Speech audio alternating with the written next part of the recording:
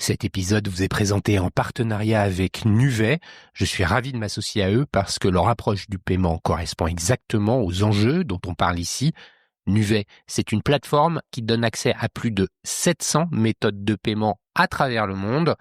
Mais surtout, c'est une équipe et une technologie qui accompagne concrètement les marchands pour construire un écosystème de paiement global, souverain, fiable et performant. Si vous cherchez à optimiser vos paiements, à gagner en autonomie ou à mieux adresser vos clients partout dans le monde, je vous invite vraiment à découvrir ce qu'ils proposent. Pour en savoir plus, rendez-vous directement sur nuvei.com, nuvei.com. Pourquoi on dit que l'assurance est importante, c'est que ça permet une continuité dans la pratique. Vous faites du stand-up paddle. Vous êtes au bord des Calanques à Marseille, vous vous rapprochez un peu trop près, votre stand-up paddle, il explose. Et comment je fais pour passer mes 15 prochains jours de vacances au bord de la mer? Si mon produit est assuré, je vais au Décathlon d'à côté. Une fois que j'ai eu mon remboursement, je rachète un nouveau stand-up paddle pour continuer à pratiquer pendant mes vacances. L'usage, il est là, en fait. Oui, on achète un produit immatériel, on achète un service immatériel. Et on se dit souvent, j'ai mis 150 € dans une assurance qui m'a pas servi. Si tu en avais eu besoin. En fait, on achète de la sérénité. Avec une assurance, on se sécurise. On sécurise son achat et on sécurise son esprit. Tiens, si j'ai un imprévu, j'ai pas de problème, en fait. J'ai pas d'imprévu parce que tout est prévu, je suis assuré.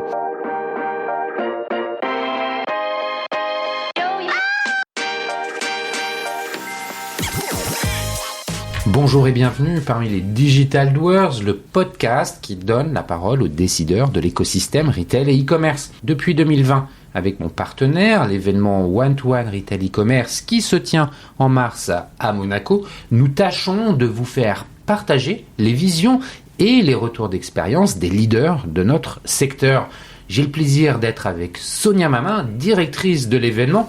Alors bonjour Sonia, peux-tu nous présenter le One-to-One en quelques mots? Bonjour Cyril. Le One-to-One Retail e-commerce réunit depuis 2011 la communauté des décideurs de l'écosystème à Monaco pendant 3 jours et à huis clos. Le concept est simple, ce sont des rendez-vous business entre prestataires de solutions et les C-level, agrémentés de moments de networking. Effectivement, le one-to-one est réellement un rendez-vous incontournable. C'est également des keynotes et des conférences d'exception. Effectivement, nous avons beaucoup de contenu de grande qualité avec des intervenants triés sur le volet pour aborder des sujets d'actualité, donner de l'inspiration et partager des retours d'expérience. Merci Sonia pour cette rapide présentation. Pour en savoir plus, comment doit-on faire? C'est ultra simple. Vous allez directement sur le site internet du One-to-One Monaco ou vous suivez notre page LinkedIn pour en savoir plus. Merci Sonia, à très bientôt à Monaco et d'ici là en audio, toujours sans coupure. Depuis quelques années, on observe une évolution profonde de la manière dont les consommateurs achètent, utilisent et conservent les objets du quotidien. Les équipements deviennent plus techniques, plus coûteux, plus utilisés. Les parcours d'achat se digitalisent, la seconde main progresse, la location s'installe et la réglementation pousse vers davantage de transparence et de réparabilité. Dans ce contexte, une question se pose, comment accompagne-t-on le client au-delà du simple acte d'achat? Ou pour le dire autrement, comment garantit-on une continuité d'usage, une tranquillité, une simplicité, alors que les produits vivent plus longtemps et passent entre plusieurs mains? C'est là que l'assurance produit prend tout son sens, non pas comme une option périphérique, mais comme un service qui répond à des attentes très concrètes.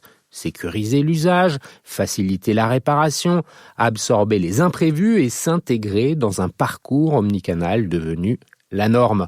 Pour mieux comprendre cette transformation, j'ai invité 2 acteurs qui travaillent précisément à l'intersection de ces enjeux. Mirelis Ries dirige In Confidence Insurance chez Honnay et Guillaume Trouvé qui dirige Décathlon Insurance. Avec eux, nous allons analyser les grandes tendances qui transforment la consommation, comprendre pourquoi l'assurance produit répond aujourd'hui à un besoin profond et identifier les facteurs clés de succès d'une offre qui doit à la fois s'appuyer sur une connaissance fine du retail et une compréhension précise des usages dans chaque secteur. Mais avant de commencer, Mirelis, peux-tu te présenter en quelques mots? Bien sûr, avec plaisir. Donc, je suis Mirelis Reyes, directrice générale des InConfidence Insurance, une filiale 100% du groupe ONE. On est la factory, en fait, aujourd'hui, de toutes les assurances affinitaires qui sont élaborées, conçues par les équipes du groupe ONE, en collaboration avec les commerciaux, mais surtout en collaboration avec nos clients, nos distributeurs au niveau du retail. Ce qui est important, c'est bien effectivement de préciser que vous faites partie d'ONE. ONE, tout le monde connaît ou tout le monde ne connaît moins. Est-ce qu'en 2 mots, tu peux nous dire qui est cet acteur? Alors, on appartient au groupe ONE, qui est une banque aujourd'hui et spécialisée dans les financements. Et elle a aussi une gamme de produits très large qui va de financement jusqu'à la détection de la fraude et les assurances, aussi bien au niveau du crédit que de l'affinitaire pour accompagner nos retailers à bien accompagner leurs clients finaux quand ils achètent un bien avec aussi bien les financements que les assurances et la détection de la fraude. Merci de cette précision. Si vous voulez en savoir plus, je vous invite à écouter l'épisode avec Corinne Auchard, il y a quelques années, qui est venue nous raconter toute la vie de ONE. Insurance, tu le dis, il y a une chose qui est importante, c'est connaître le retail. Ça, absolument. En fait, c'est ce qui fait votre singularité aussi, c'est l'histoire donnée dans le retail qui vous permet probablement d'affiner cette connaissance absolument. Du secteur. En fait, ça fait partie de notre ADN parce que ONE a été créé par Auchan et Auchan appartient au milieu de la famille Moulier. Donc, on est en étroite collaboration avec tous ces milieux-là et on a été aussi racheté en partie par les groupes BPCE. Donc, aujourd'hui, ONE, il est à l'intersection de la distribution, de la partie retail et de la banque. Merci pour ces précisions, Mirelis. Guillaume, est-ce que tu peux te présenter en quelques mots également et nous dire un peu plus d'informations que ce que j'ai fait dans cette courte introduction? Oui, bonjour Cyril. Donc moi c'est Guillaume, j'ai 45 ans. Je suis leader de Decathlon Assurance depuis 3 ans maintenant, mais j'ai commencé ma carrière chez Decathlon il y a 19 ans. Donc on parlait de connaissances du retail, j'ai passé 8 ans en magasin sur 4 magasins différents. Et depuis 11 ans, je suis arrivé dans les services à Lille, où j'ai travaillé à la fois en direction commerciale pour la France, en sport. Et donc, depuis 3 ans, j'ai la chance de diriger cette branche du groupe Decathlon, qui est une filiale du groupe Decathlon, depuis maintenant 3 ans. Decathlon, tout le monde connaît, c'est la marque préférée des Français, c'est la mienne en tout cas. Et est-ce que tu peux nous apporter un peu plus de précision sur le rôle de Decathlon Insurance? Pourquoi il y a cette filiale-là? Alors, notre rôle, il est très simple, c'est d'accompagner les produits que l'on vend à nos clients. Pour faire simple, aujourd'hui, quand vous achetez un vélo, par exemple, je suis vélo-taffeur, donc je viens au travail à vélo, il y a des risques. Le vélo, on peut avoir un accident pour le vélo, donc l'objectif, c'est bien de protéger son achat et de protéger son bien. Donc tu parlais de réparabilité tout à l'heure dans ton introduction. Nous, on accompagne aussi tout ça grâce à Decathlon Assurance. Donc on favorise la réparabilité. On accompagne aussi les nouveaux modes de consommation qu'on est en train de développer chez Decathlon, qui sont la seconde vie et en particulier aussi la location. Merci pour cette présentation et la transition est toute trouvée. Mirelis, je te redonne la parole. Finalement, quand on doit faire une analyse de l'évolution de la consommation aujourd'hui, Guillaume le soulignait en introduction, je parlais de ces évolutions justement vers plus de services. On peut parler d'évolution expérientielle, servicielle. Comment quel regard portes-tu sur tout ça? Bon, tout d'abord, peut-être 2 mots sur l'assurance affinitaire, de façon très simple, parce qu'il y a les concepts qui est un peu complexe à comprendre, mais moi, je dirais que l'assurance affinitaire, c'est une assurance marketing, tout simplement, et c'est une assurance qui est conçue pour accompagner, en tout cas, un produit qui est vendu. Donc, l'assurance, elle est en lien avec ces produits-là, et on va chercher, dans la conception, surtout les usages, aujourd'hui. Au début, l'assurance affinitaire, c'était plutôt, on pensait aux produits, qu'est-ce qu'on peut attacher aux produits. Là, aujourd'hui, on pense aux consommateurs. Qu'est-ce qu'ils veulent les consommateurs? Comment il veut acheter ses produits, de quoi il a besoin, quelles sont ses attentes, son parcours, ses modes de consommation, tout simplement. Et c'est comme ça qu'on conçoit aujourd'hui les produits d'assurance affinitaire. Et justement, qu'est-ce que tu observes dans ces évolutions? Alors déjà, il y a beaucoup plus de rapidité, de simplicité. Aujourd'hui, on veut acheter un produit et si on a une assurance, on veut pouvoir l'utiliser tout de suite. On veut pas attendre, on veut pas qu'on nous demande des pièces, des compléments d'information. On veut avoir les services tout de suite. Il y a aussi une responsabilité sociétale qui s'installe de plus en plus, surtout chez les jeunes. Donc, ils veulent avoir et travailler ou en tout cas ou consommer auprès des partenaires qui sont aussi engagés et qui vont aussi essayer en tout cas de faire durer ces produits-là via la réparation, via le recyclage, via des nouvelles règles pour pouvoir avoir des tendances un peu plus écologiques dans la société. Oui, effectivement, Guillaume, la durée de vie des produits aujourd'hui n'est plus la même. C'est quoi ta vision un peu de cette consommation qui évolue ? On n'est plus sur une économie de consommation, on est sur une économie d'usage. On le développe de plus en plus. Et notre rôle chez Decathlon, c'est d'accompagner cette transition d'une économie de consommation, d'appartenance à une économie d'usage. C'est pour ça qu'on est très engagé aussi avec nos copains, on dit bien nos copains du service location chez Decathlon, qui développent dans beaucoup de pays, de plus en plus de pays, la démocratisation de la location. Et pourquoi finalement la durée de vie d'un produit, elle devient de plus en plus centrale ? C'est central. C'est central. Et Decathlon est très engagé dans le développement de la durée de vie des produits. Donc, de la conception des produits jusqu'à les stratégies servicielles qu'on met en place sur la seconde vie, sur la location, sur la réparabilité, vont dans le sens d'augmenter la durée de vie de nos produits. Quand on parle finalement d'évolution de la consommation, des consommateurs, des besoins des consommateurs, avec, on le voit, tu le soulignes, de plus en plus de services, la location, la réparabilité, la seconde vie. Et là-dedans, l'assurance, évidemment, on va revenir longuement tout à l'heure. Est-ce que la réglementation, les évolutions réglementaires jouent un rôle pour accompagner ces évolutions de marché ? Alors, je dirais que la première chose de la réglementation qui est très intéressante et qui est vraiment très exigeant aujourd'hui, c'est la transparence. Avant, on faisait des produits d'assurance, on cherchait plutôt la rémunération. Aujourd'hui, on cherche la satisfaction du client. Et ça, c'est très important. Et les clients, ils veulent aussi connaître avec qui ils travaillent et qui gagne quoi dans cette affaire. Donc, la transparence de la rémunération des intermédiaires, la transparence des parcours, la transparence des tous les chemins, en fait, sur tous les chemins de la distribution, on doit connaître qui fait quoi et pourquoi. Donc ça, c'est très important. Et aujourd'hui, les vrais focus au niveau de la réglementation, c'est aussi la valeur client. Il faut que les produits d'assurance aient une vraie valeur client.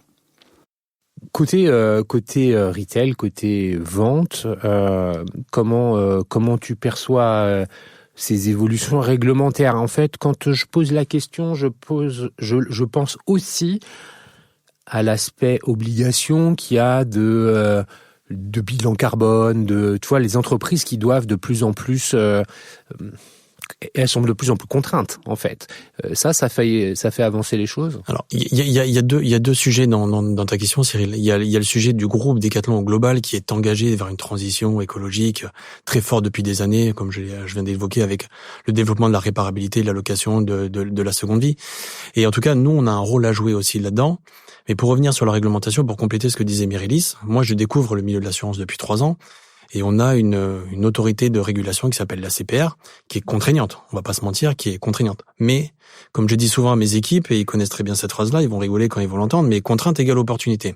C'est-à-dire que plus on sera transparent, plus on sera clair sur les avantages que le produit d'assurance offre à nos clients, plus on sera transparent aussi dans ce qu'on peut lui apporter par derrière, plus on ira vers on arrêtera le assureur égale voleur.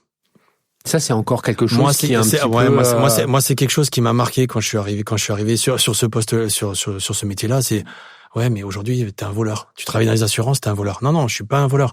Moi, pour bien comprendre ce que je dis à chaque fois que j'interviens sur le sujet, j'ai un ancien partenaire assureur qui m'avait dit, Guillaume, pour bien comprendre l'intérêt d'une assurance, c'est de se poser la question, si aujourd'hui tu as un vélo qui coûte 1 500 €, si demain tu le casses ou que tu te le fais voler, est-ce que tu as les moyens de te le racheter? Si tu as une assurance, nous on t'offre la possibilité de pouvoir te rééquiper, de pouvoir continuer ta pratique sportive, de pouvoir continuer à aller au travail à vélo. Donc c'est ça qui est hyper important. Nous, ce qu'on donne, c'est ce à quoi on est très attaché, c'est de bien sûr respecter la réglementation. Et je pense que de respecter la réglementation va aller dans le sens d'arrêter d'avoir cette image de l'assureur qui est un voleur. Nous, on se bat pour ça. Alors, je me permets quand même d'intervenir parce que, en fait, dans tous les programmes que j'ai gérés, et maintenant ça fait plus de 10 ans que je travaille dans l'assurance affinitaire, j'ai vu des assureurs perdre beaucoup d'argent. Donc, en fait, cette image de l'assureur voleur, elle est complètement fausse. Et aujourd'hui, on se bat pour que les contrats, il y ait un équilibre. En fait, tout le monde y gagne. Et effectivement, il a la valeur client, mais il faut que tout travail mérite rémunération. Donc, il faut que tout le monde gagne correctement sa vie. Et quand on dit transparence vis-à-vis du client final, c'est un mot qui, pour moi, en tout cas pour moi et les équipes et les partenaires, est très important parce que c'est aussi la transparence entre nous. On s'est dit tout. Quand il y a des choses qui ne vont pas, quand il y a des parcours qui ne marchent pas, quand il y a un produit qui ne marche pas, parce qu'il y a des produits aussi qui perdent de l'argent, quand il y a des produits qui n'ont pas de valeur client, il faut corriger, il faut se les dire, il faut s'asseoir autour de la table, il faut discuter et il faut trouver des solutions. On va revenir plus précisément pour répondre à la question, mais pourquoi l'assurance produit finalement répond aux besoins des consommateurs? C'est ça le centre de la question. Cette sensation, ce cliché, c'est ce que vous venez de décrire, assureur-voleur, est-ce qu'elle s'explique en partie par l'idée que finalement, tous les mois, j'ai donné un peu d'argent contre rien et que le consommateur ne mesure pas finalement que le jour où le vélo est volé, par exemple, et qu'il peut récupérer une somme d'argent qui lui permettra de racheter un vélo et continuer sa pratique sportive ou retourner travailler à vélo, il va vite oublier finalement toutes les petites dépenses qu'il a eues. Est-ce que c'est ça ou pas? En fait, si je vous pose la question, c'est que en tant que consommateur, je me suis fait cette réflexion-là le jour où ma voiture a été accidentée, où tous les mois je trouve que c'est cher, et le jour où elle a été accidentée, j'ai vu la facture de milliers d'euros qui a été payée par l'assurance. Je dis, je suis content. Ça sert à quelque chose. Ça sert à quelque chose. Est-ce que c'est un peu ça? C'est complètement ça. C'est complètement ça. C'est comment on arrive à faire comprendre à nos clients et en premier lieu aussi à nos collaborateurs aussi qui ne comprennent pas forcément tout le temps l'intérêt de l'assurance ou de proposer l'assurance. Pas pour eux, mais pour leurs clients, pour accompagner l'achat qu'ils viennent de faire, le conseil qu'ils viennent de faire. Moi, j'ai été en magasin. De vendre un vélo, c'est super gratifiant. On est content d'avoir fait plaisir au client. Mais comment je vais plus loin? Comment je lui fais plaisir plus loin? C'est-à-dire comment je lui apporte du service supplémentaire. Je lui dis, vous avez une pratique à risque peut-être sur votre vélo, vous faites du VTT? Vous pouvez avoir un accident. Donc moi, si j'étais vous, je prendrais l'assurance complémentaire. Ça coûte X euros par mois, mais par contre, si vous avez un problème, après derrière, votre vélo, il est complètement remboursé par l'assureur. Donc c'est ce mindset qu'on essaie de faire changer. Moi, c'est pour ça que moi, je viens avec ma casquette de retailer. Comme je l'ai dit, je suis un newcomer aussi dans le milieu des assurances. Et je viens aussi avec cette casquette-là en disant, il faut qu'on fasse changer les mentalités. C'est pour ça d'être le plus transparent possible, d'être le plus explicite possible. Et ça passe par la simplicité aussi de nos offres aussi qu'on est en train de construire avec ICI. Oui, tu veux ajouter, Myrialis? Oui, par rapport à l'image assureur-voleur, je pense qu'on communique pas assez sur le fait que l'assurance est la mutualisation. Donc forcément, il y a des clients qui payent et qui ne l'utilisent pas. Mais quand effectivement il y a un problème, un souci, un accident, l'assurance est là parce que c'est grâce à la contribution de tous qu'on peut payer les sinistres de quelques-uns. Donc c'est cet équilibre-là entre mutualisation et collaboration pour pouvoir avoir assez d'argent pour payer les moments de sinistre. Mais j'aime bien ce que tu as précisé tout à l'heure, Myrialis, qui est finalement l'idée de transparence. C'est-à-dire quand on va souscrire à une offre d'assurance, ne pas avoir à lire les petites lignes où il y a des détails qui sont cachés. Des exclusions où finalement, comme quand on a l'assurance vol, quand on achète un vol pour partir en vacances, où globalement, faut qu'il y ait une astéroïde qui nous tombe sur le coin de la tête pour qu'elle puisse fonctionner. J'exagère. Mais il peut y avoir ce genre de choses. Effectivement, c'est quelque chose d'important. Est-ce qu'avant d'aller plus loin, est-ce qu'il y a une évolution générationnelle par rapport aux usages de services de façon globale et de l'assurance en particulier? Est-ce que les jeunes générations sont plus enclines à souscrire à ce genre de produit ou pas? Est-ce que finalement les gens de ma génération, on est plus frileux parce qu'on n'a jamais associé l'achat d'un produit en magasin avec une assurance? Et est-ce que finalement les plus jeunes générations sont plus à l'aise avec ça? Est-ce que oui ou non, il y a des différences générationnelles? Oui, je pense que oui. Et je peux me permettre de répondre. Oui, je pense que oui. D'ailleurs, il y a une étude qui est sortie il y a pas très longtemps, qui a été commandée par la FEDOSA, qui est l'association des assurances affinitaires, qui les démontre. Aujourd'hui, les jeunes, il y a à peu près 70-80% qui est très inclin à des produits associés à un bien, aussi bien des garanties d'assurance que des services. Et la France encore est un petit peu en retard par rapport à l'Europe. En Europe, cette tendance est encore plus forte, et on le voit surtout au Royaume-Uni et en Allemagne. Ce sont les pays les plus en avance par rapport à ça et aux jeunes. Ok, donc on a une évolution. Et côté Décathlon, vous observez ça ou c'est plus difficile et plus lié peut-être à une pratique de sport? C'est très lié à une pratique. C'est très lié à une pratique et à un montant d'achat. On le voit, nous, en particulier sur le vélo, on assure beaucoup plus facilement des produits qui sont un peu plus chers que la moyenne des produits que l'on vend d'habitude. Donc c'est pas forcément une histoire générationnelle, je pense que toutes les générations, mais c'est en fonction de l'utilisation déjà du produit que vous avez acheté et de l'utilisation que vous voulez en avoir. C'est surtout ça. Par exemple, sur le vol, on constate que dans les grandes métropoles, il y a beaucoup plus d'adhésion sur le produit vol que dans des petites villes ou dans des villes plutôt qu'au niveau de la campagne. Donc ça, et en particulier sur les utilisations, sur le vélo-route, on sait très bien que les aficionados du vélo-route dorment quasiment avec leur vélo dans leur chambre. Donc le vol, il est très peu utilisé. Par contre, l'assurance casse est systématiquement prise.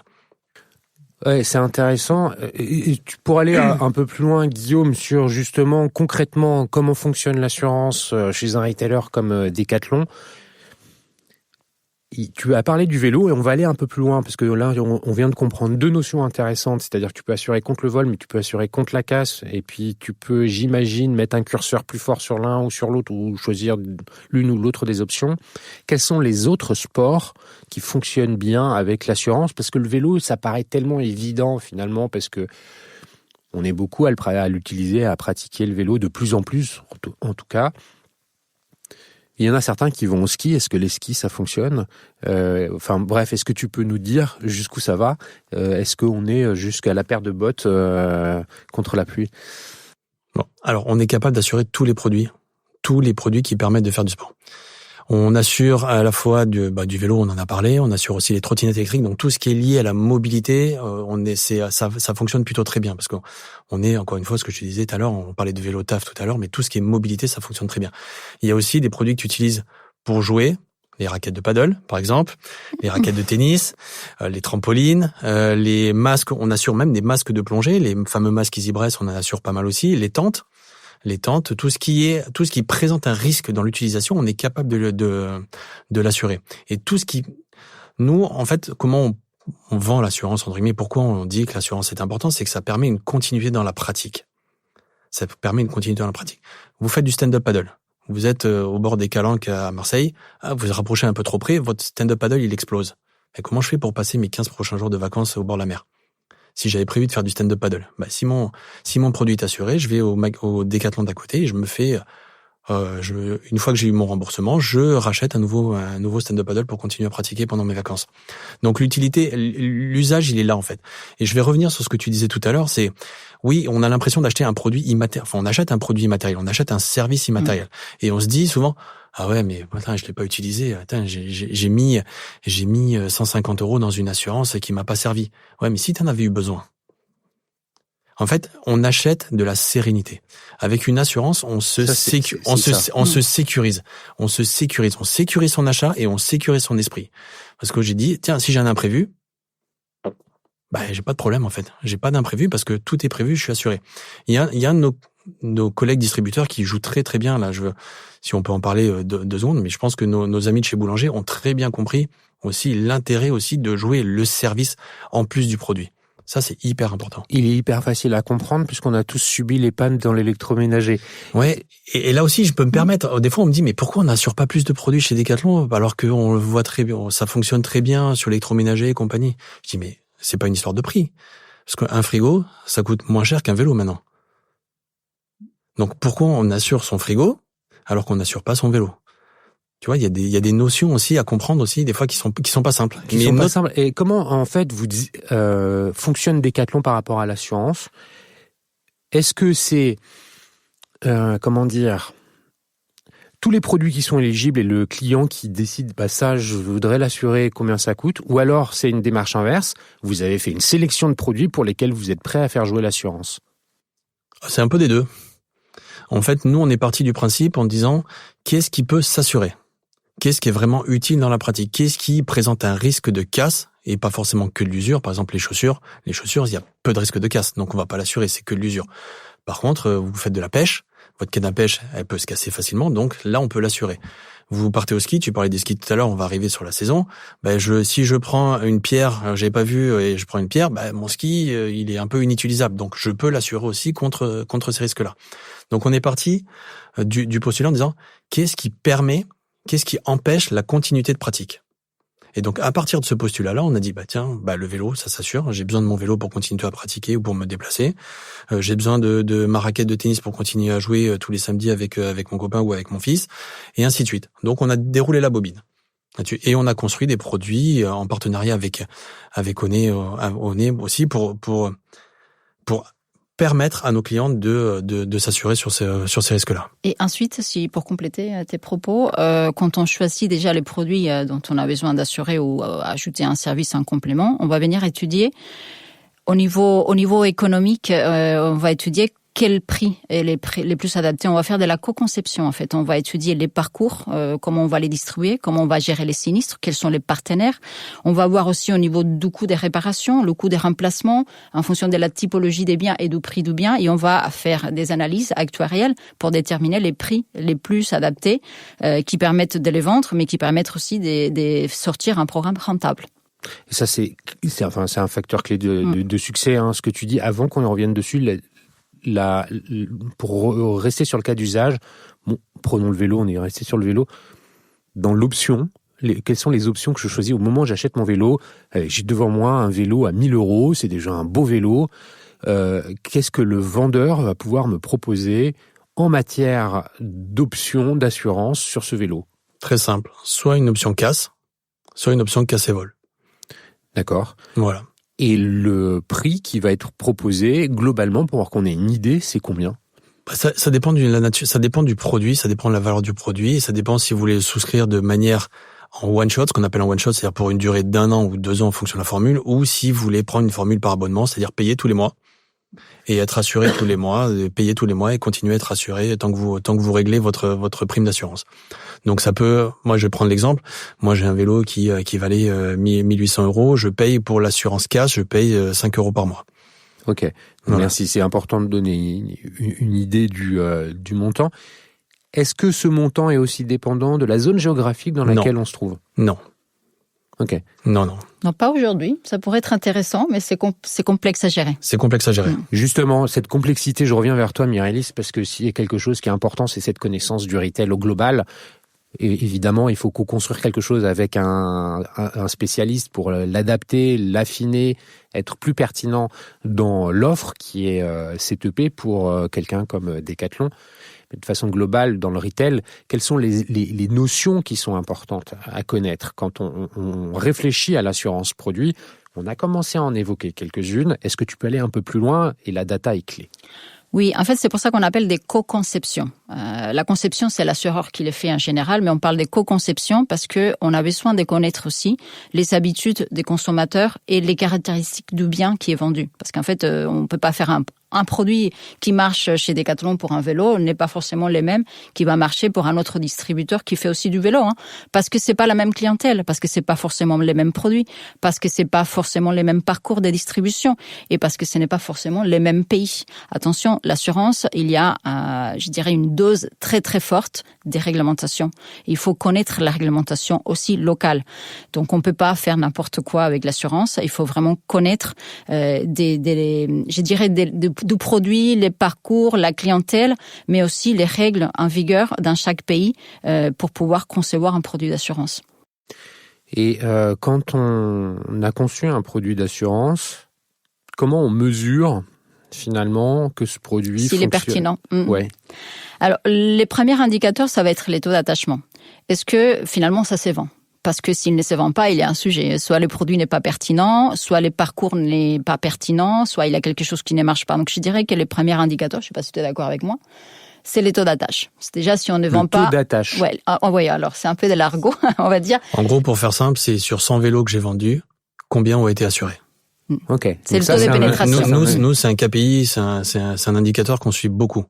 Pour connaître l'appétence et puis même en interrogeant aussi nos collaborateurs magasins pour voir qu'est-ce qui leur manque pour être plus performants, pour être plus à l'aise aussi. Parce que c'est un sujet aussi.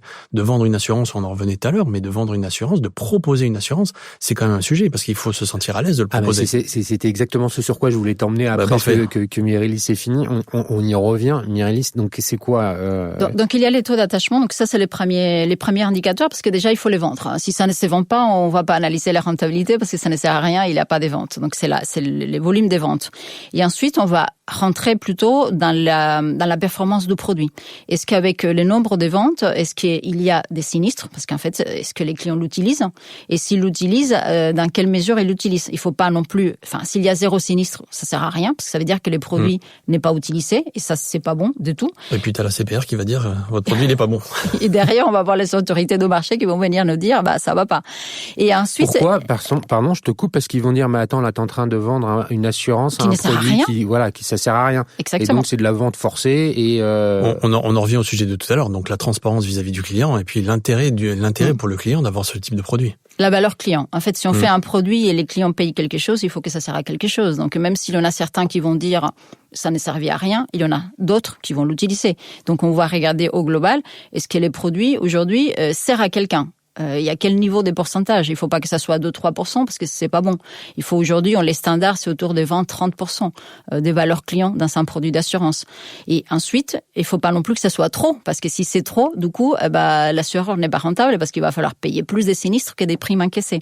Donc c'est vraiment une équation. J'ai dit à chaque fois, c'est une équation dans laquelle il faut trouver un équilibre pour que tout le monde trouve son compte. Là-dessus, tu as des dashboards qui permettent en temps réel quasiment de voir les performances des produits d'assurance les uns par rapport aux autres. En fait, il y a plusieurs intervenants dans l'équation. Il y a les distributeurs, bien sûr, qui sans lui, nous n'existerons pas. Il y a l'assureur, bien sûr, aussi, qui prend les risques, mais il y a aussi des partenaires intermédiaires. Ce sont les courtiers gestionnaires qui vont nous aider à gérer et à piloter ces programmes-là. Et on a aussi les réparateurs derrière qui vont réparer en cas des biens, quand on assure la casse, en tout cas, ou la panne, qui vont venir intervenir pour réparer ces biens-là.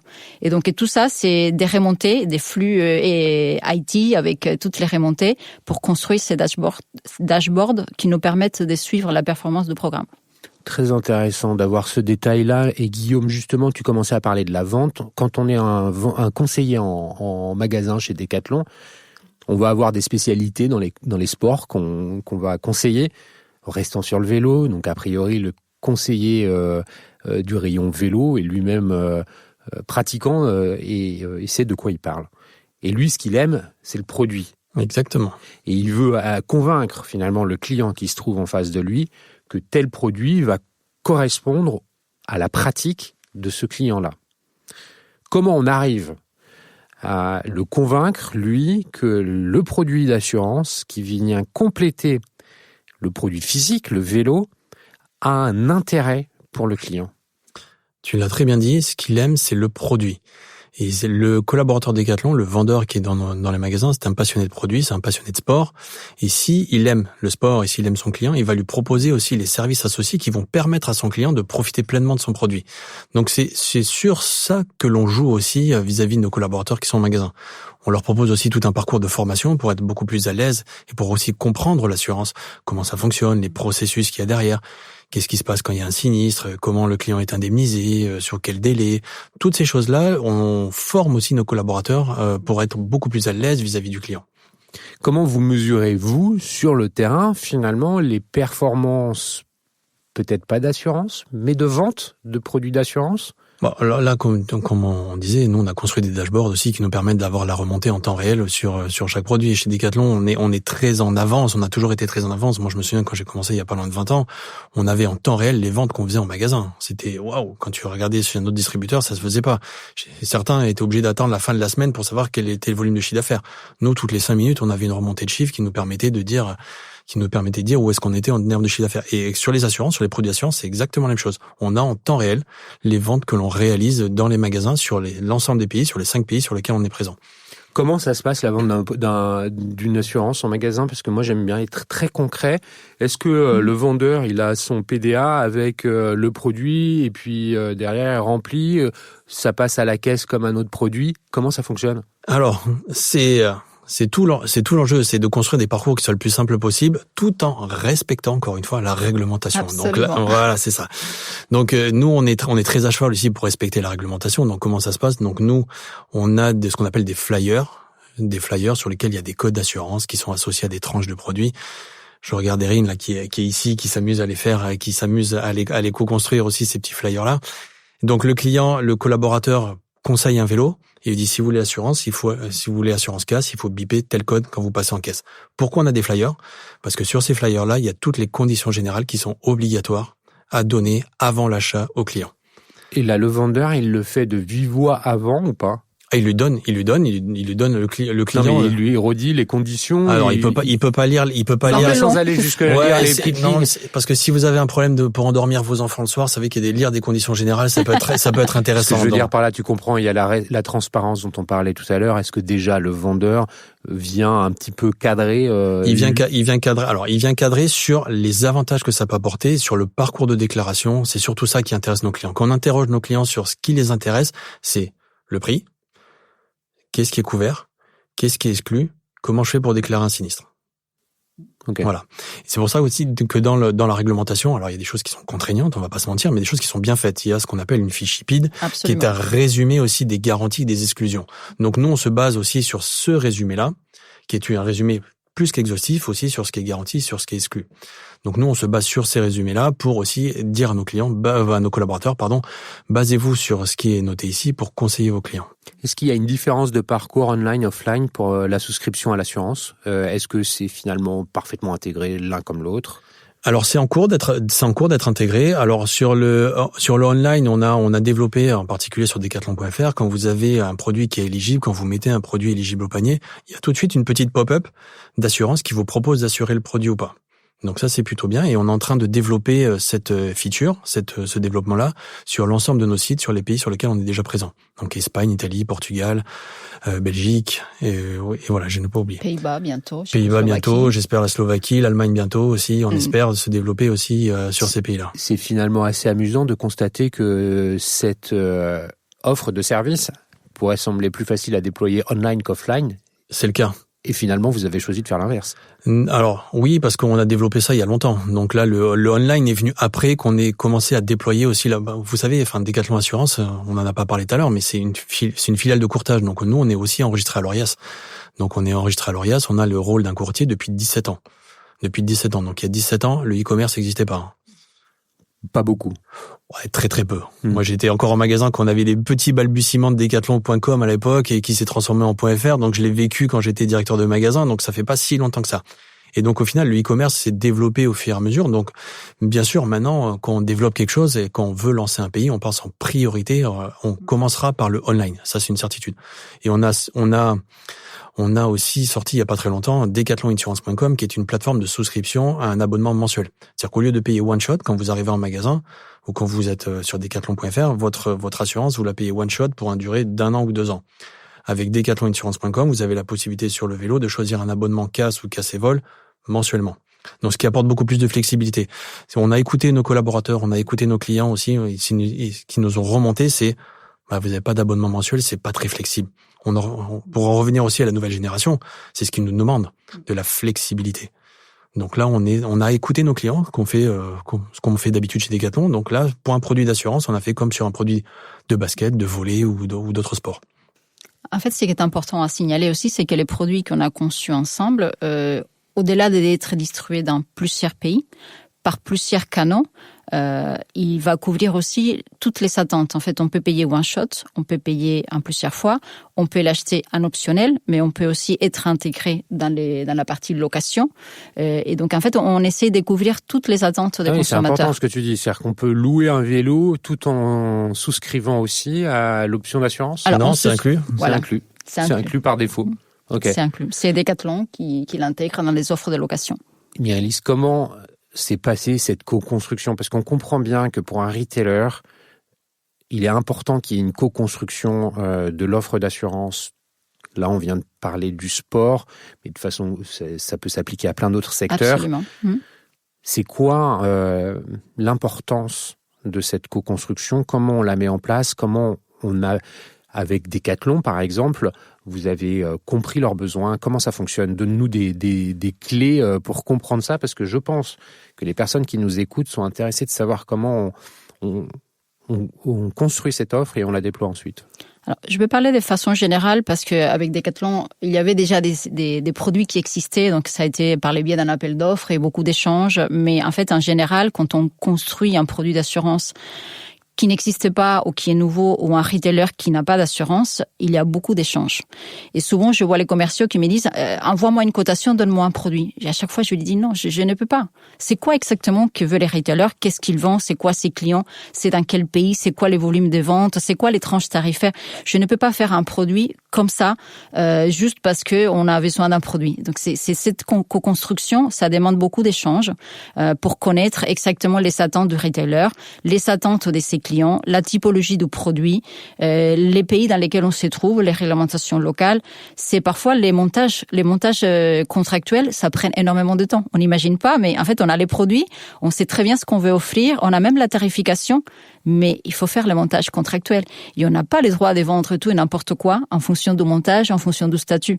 Donc c'est beaucoup d'échanges, énormément d'échanges entre les retailers, l'assureur et les experts qui sont autour. Voire les courtiers gestionnaires, bien sûr, qui est souvent un des partenaires les plus importants dans les montages. C'est quelque chose qui est difficile à faire comprendre à un retailer qui est potentiellement intéressé par l'offre de produits, de dire « je peux pas te faire une cotation maintenant parce que pour pouvoir être juste, j'ai besoin d'avoir un travail d'analyse, presque d'audit d'un certain nombre d'informations pour, in fine, te proposer une cotation ». Alors, c'est pas toujours simple. Il y en a certains, les plus gros, en fait, les plus exigeants. Ils les comprennent tout de suite parce qu'ils sont eux-mêmes tellement exigeants qu'ils savent qu'ils veulent quelque sur mesure. Après, on a parfois des retailers un peu plus petits pour lesquels on peut se permettre de dire, de toute façon, comme il n'y a pas énormément de mutualisation, le mieux c'est de joindre un programme déjà standard. Donc, on a conçu des programmes sur étagère, on appelle comme ça sur étagère ou standard, dans lesquels on sait qu'on va couvrir telle typologie des produits pour telle typologie des consommateurs, et c'est des programmes qu'on va mutualiser avec plusieurs distributeurs. Mais là, par contre, on personnalise pas. On vient adhérer à un programme déjà existant. Voilà les conditions, on change pas. Mais quand c'est un retailer assez important dans plusieurs pays, comme Decathlon, comme il y en a plein d'autres, et là, c'est beaucoup d'échanges pour co-construire et pour que les produits soient vraiment pertinents et adaptés à ces clientèles. Et tu peux nous donner une idée de délai pour arriver à... C'est quoi? On est sur 6, 12, 18, 24 mois. On n'est pas sur 3 mois. C'est quelque chose qui s'inscrit un peu dans la durée pour arriver à quelque chose. Quand il y a un retailer qui est mature et un assureur qui connaît aussi bien les milieux, allez, on peut dire qu'on va concevoir un 2-3 mois et un 2-3 mois lancé. Donc, on est déjà à peu près à 6 mois. Mm-hmm. Parce qu'il y a les temps des réflexions, les échanges, les montages juridiques. Et ça, c'est quelque chose qui est possible avec un acteur engagé déjà dans l'assurance comme Decathlon l'a été, une connaissance mutuelle entre vous, ou c'est un cas d'école, enfin, c'est quelque chose qu'on rencontre pas tous les jours. Ouais, si je peux me permettre, la construction d'un produit d'assurance, on a l'impression que c'est simple parce que il y a pas de produit physique. Donc il y a pas de fabrication à faire en usine, il y a pas tout ça, il y a pas des délais d'acheminement, il y a pas des mises en place en rayon, donc on a l'impression que c'est simple. Sauf que la construction, comme l'a très bien dit Mirelis, c'est très long pour aller si on veut être le plus fin possible et si on veut être le plus précis possible. Nous, on passe beaucoup de temps avec mon équipe à relire les conditions générales pour être le mieux disant pour le client, pour que les process après pour le collaborateur et le client soient le plus simple et le plus transparent possible. Il y a aussi la manière dont on distribue. C'est sûr que si on doit distribuer un produit online, ça ira beaucoup plus vite. Alors que si on doit distribuer un produit en magasin, il faut l'impression des flyers, il faut l'impression de la PLV, il faut la formation des collaborateurs. Donc tout ça, ça prend du temps. Donc moi, c'est ce que je dis aussi en interne quand on vient me voir, quand on me pose des questions. Guillaume, est-ce qu'on peut assurer ce produit-là? Je dis, on peut faire la cotation. Ah, mais j'en ai besoin pour dans 2 mois. Ah non, c'est pas possible. C'est comme si moi je te demandais, est-ce que tu es capable de sortir un nouveau ballon de foot en 2 mois? C'est pas possible. Donc il faut. Je te confirme. Ouais, voilà. Il y a une échelle temps qui est importante à avoir en tête. C'est pas forcément que la co-conception. La co-conception, il y a la vérification, comme l'a très bien dit Mirelis. Vérification de la réglementation, la tarification, être sûr de ses données, bien valider le parcours client avec l'assureur et le distributeur. Donc ça prend un peu de temps. Ça prend un peu de temps. Est-ce que finalement le produit d'assurance vient servir le taux de conversion? Est-ce que c'est la question derrière? Est-ce que quelqu'un qui est en train de réfléchir à l'achat d'un vélo à 1 800 € peut se dire « Ouais, mais bon, ce vélo, quand même, à l'entretien, ou si j'ai une casse, ça va me coûter cher. Et finalement, est-ce qu'il va vraiment, j'ai vraiment besoin de celui-là? Celui d'à côté à 1 000 €, il va peut-être faire le job. » Est-ce que l'assurance, finalement, va venir le réassurer en se disant, tu vas me dire, c'est le rôle d'une assurance. Non, la réassurance en commerce, tout le monde sait ce que ça veut dire. Et déclencher l'achat parce que il est convaincu d'une chose, c'est que si un jour il y a une casse sur ce vélo haut de gamme, il y a, pour une raison ou une autre, pas parce qu'il est défaillant, mais parce que, je sais pas, il est tombé, il y a une chute en VTT de descente et il a abîmé son vélo. Il sait que il est assuré et qu'il va pouvoir être réparé. Est-ce que ça vient augmenter la conversion des ventes grâce à ça? J'ai envie de te faire une réponse simple, ça devrait. Et ce serait mon rêve, ce serait notre rêve que l'assurance devienne un service qui fasse... Ah mais oui, c'est vrai. Parce que si j'achète mon vélo chez Decathlon, je suis assuré par Decathlon, je vais faire réparer mon vélo chez Decathlon. Donc il y a toute une continuité aussi de services qui est opérée par le groupe. L'avantage aussi de nos assurances, c'est qu'on est complètement intégré dans les outils du groupe Decathlon, dans les parcours du groupe Decathlon. Pour faire simple, aujourd'hui, un client qui a un accident chez nous, qui a un sinistre chez nous, il n'avance pas d'argent. À aucun moment de son parcours, il n'avance de l'argent. Donc, on lui envoie directement un bon de prise en charge au niveau des ateliers. Il va faire réparer son vélo atelier. À aucun moment, il sort sa carte bleue pour payer. Donc, ça aussi, ça doit être un facteur de réassurance pour le client. Donc, c'est tout l'intérêt aussi de bien faire comprendre à nos collaborateurs que l'assurance, ça doit être un facteur déclencheur aussi d'achat. Ah, mais vous savez que si vous êtes assuré, si vous avez un problème, si vous, par exemple, vous devez changer votre fourche, je sais pas, je dis peut-être une bêtise, ça va coûter 200 €. Ah, mais si vous êtes assuré parce que votre fourche est cassée, ben vous n'avez pas à débourser ces 200 €. Et c'est tout pris en charge directement dans nos ateliers. Vous connaissez nos collaborateurs, vous les voyez à chaque fois que vous venez, donc vous pouvez avoir confiance dans notre réseau aussi derrière. En fait, j'ai dit au démarrage, quand j'ai commencé à travailler dans les assurances, j'avais une question, j'arrivais chez les distributeurs et ils me disaient, j'ai un produit d'assurance. Et la première chose que je demandais, c'était quel est l'objectif? Est-ce que l'objectif de ces produits d'assurance, c'est d'aller chercher une rémunération complémentaire? Ou est-ce que l'objectif, c'est de fidéliser vos clients? C'était mes questions de base. Bon, à l'époque, il y avait de tout. Là, aujourd'hui, c'est la fidélisation. La plupart des réponses, et de toute façon, parce que c'est aussi la loi, parce qu'on ne peut pas concevoir un produit d'assurance uniquement pour gagner de l'argent. C'est pas possible, en fait. Aujourd'hui, c'est sanctionné par la loi. Donc, on doit concevoir un produit d'assurance pour donner une valeur client. Et si on donne une valeur client, forcément, ça fidélise. Donc, plus les produits est fiable, simple, transparent et avec de la valeur client, plus ça va fidéliser. Donc, j'ai même conçu à une époque, avec un autre job par le passé, un produit dans lequel les distributeurs ne se rémunéraient pas. Parce qu'en fait, la rémunération du distributeur, elle était indirecte par la fidélisation des clients qui revenaient constamment en boutique. Oui, je comprends. Le concept, c'est le même que celui des stations-service dans les centres, dans les hypermarchés. Qui vendent à prix coûtant. Qui vendent à prix coûtant parce qu'ils font venir. Ils font venir. C'est un peu la même logique.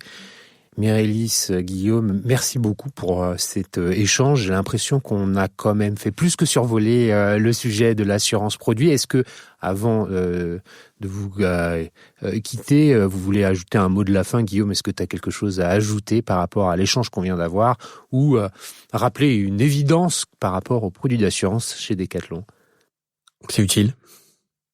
C'est utile à la fois pour le client, c'est à la fois utile pour le collaborateur, c'est utile à la fois pour le groupe parce que ça permet de fidéliser les clients, comme l'a dit Mirelis. C'est vrai que c'est pour échanger, comme je l'ai dit précédemment, avec d'autres enseignes de l'AFM. Vous savez que ceux qui proposent et qui jouent les services créent une fidélisation avec leurs clients qui est énorme. C'est un driver de trafic énorme. Et donc, c'est une préférence à l'enseigne qui est énorme. Et tout l'enjeu, c'est comment on arrive à faire préférer nos enseignes par à la fois le produit, mais après à tous les services. Sinon, le message vraiment que je voulais faire passer, c'est de dire que Les assureurs ne sont pas des voleurs. On le sait déjà. Non, ouais, toi tu le sais, moi je le sais. Ceux qui travaillent dans les assurances le savent aussi, parce qu'on gagne pas tous les assureurs ne gagnent pas tous des milliards et des milliards d'euros, mais l'objectif c'est bien d'être au service de nos clients. Ils nous font confiance et on ne doit pas les décevoir. Bon, écoute, merci Guillaume pour ce mot de la fin. Mirelis, qu'est-ce que tu veux ajouter? Moi, je dirais juste la passion et la transparence. En fait, on ne fait pas ces métiers-là parce que c'est un métier qui est contraignant, qui est très réglementé. Et en fait, quand on les fait, il faut les faire avec passion. Il faut les faire avec passion parce que rien qu'écrire les notices, c'est plusieurs pages. Donc, il faut savoir de quoi on parle, il faut les comprendre. Et il y a des gens qui sont passionnés par ça. Exactement. Mon équipe, en tout cas, il est très passionné et elle est très passionnée et engagée et c'est vraiment quelque chose qu'on fait tous les jours dans plusieurs pays avec plusieurs partenaires. Ce n'est pas simple, c'est complexe.